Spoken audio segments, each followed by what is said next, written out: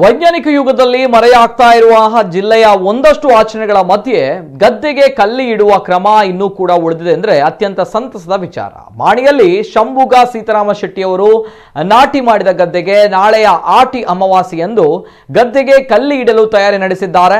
ಇವರು ಮಾಣಿಶ್ರೀ ಗುಡ್ಡ ಚಾಮುಂಡಿ ದೈವದ ಚಾಕರಿಯವರಾಗಿದ್ದು ಅಪ್ಪಟ ಕೃಷಿಕರಾಗಿದ್ದಾರೆ.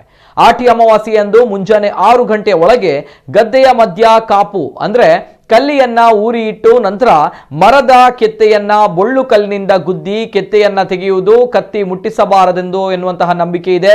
ನಂತರ ಕಷಾಯ ಮಾಡಿ ಕುಡಿಯುವ ಪದ್ಧತಿ. ಈಗ ಗದ್ದೆ ತೋಟಗಳು ಮರೆಯಾದ್ರಿಂದ ಕಲ್ಲಿ ಇಡುವ ಪದ್ಧತಿ ಕಾಣಲು ಸಿಗುವುದಿಲ್ಲ. ಗದ್ದೆಯೇ ಮಾಯವಾಗಿ ಕೇವಲ ಅಡಿಕೆ ಕೃಷಿಗೆ ಹೆಚ್ಚಿನ ಒತ್ತು ನೀಡಿರುವ ಈ ಕಾಲದಲ್ಲಿ ಅಲ್ಲೊಂದು ಇಲ್ಲೊಂದು ಇಂತಹ ಪದ್ಧತಿಗಳು ಉಳಿದಿರುವುದು ನಿಜಕ್ಕೂ ಕೂಡ ಪರಶುರಾಮನ ಸೃಷ್ಟಿಯ ತುಳುವ ನಾಡಿಗೆ ಗೌರವವೇ ಸರಿ.